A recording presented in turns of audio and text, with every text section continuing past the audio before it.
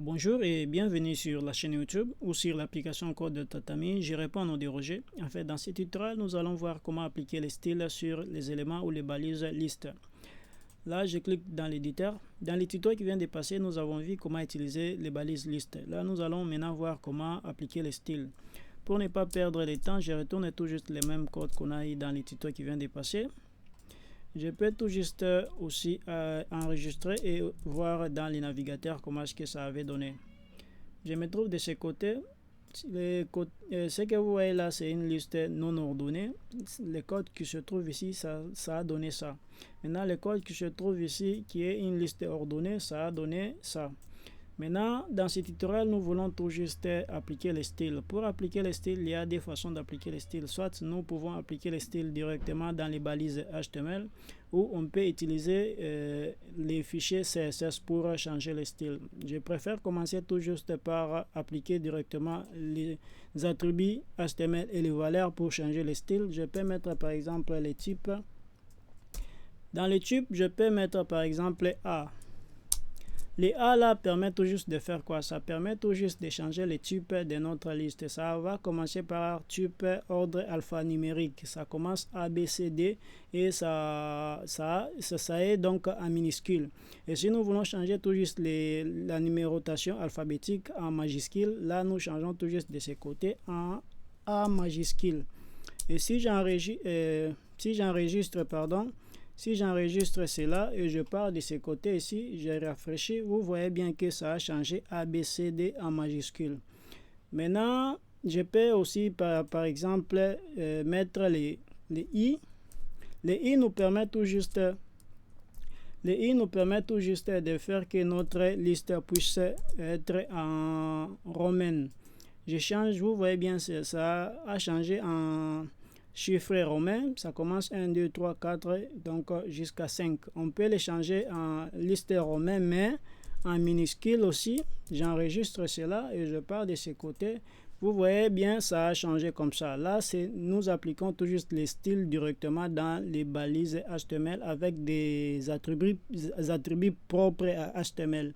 Maintenant, nous partons du côté CSS pour manipuler. Je pars du côté CSS, je vais tout juste manipuler une liste non ordonnée. Je pars de ce côté, je cible une liste non ordonnée et je fais comme ça.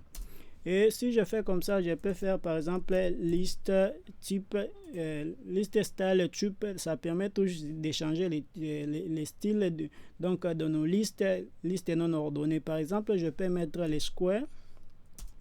Les squares nous permettent tout juste de changer les rondes qui se trouvent là en square ou en carreau. Vous voyez bien, nous avons une liste qui commence avec des carreaux, une liste non ordonnée qui commence avec des carreaux. Je peux les changer par exemple en cycle. Maintenant, les cycles, ça va retourner le même cercle qui était au début, mais cet cercle est transparent au milieu. C'est ce qui se différencie avec les premiers cercles qui étaient tout noirs. Maintenant, si on met cycle, ça a personnalisé ça avec un cercle qui est un peu visible à l'intérieur. Ok, là, je peux aussi mettre, par exemple, une liste position. Les listes de position nous permettent toujours de positionner nos éléments, donc faire pousser une liste du côté droit. Je peux mettre par exemple inside. Inside.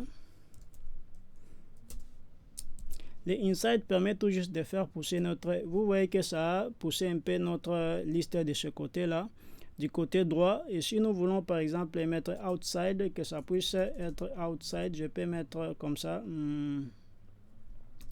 Outside. Et si j'enregistre cela, vous voyez, ça a fait retourner donc notre liste. Je peux par exemple voir comment est-ce que ça va aussi s'adapter ou comment est-ce que ça va se comporter sur une liste ordonnée. J'ai fait comme ça, vous voyez, ça a changé une liste ordonnée en cercle, parce qu'une liste ordonnée, qui si vous appliquez les cycles, ça va changer aussi en cercle parce que vous avez forcé cela. Merci à toute personne qui est arrivée à la fin. Je crois, si vous êtes sur Facebook. Et si vous êtes sur YouTube, ne quittez pas la chaîne sans vous abonner. Et si vous êtes sur l'application, passez à la page suivante. Si vous n'avez pas l'application, téléchargez l'application donc via les liens que je mettrai en dessous de cette vidéo. Merci beaucoup à vous. À la prochaine.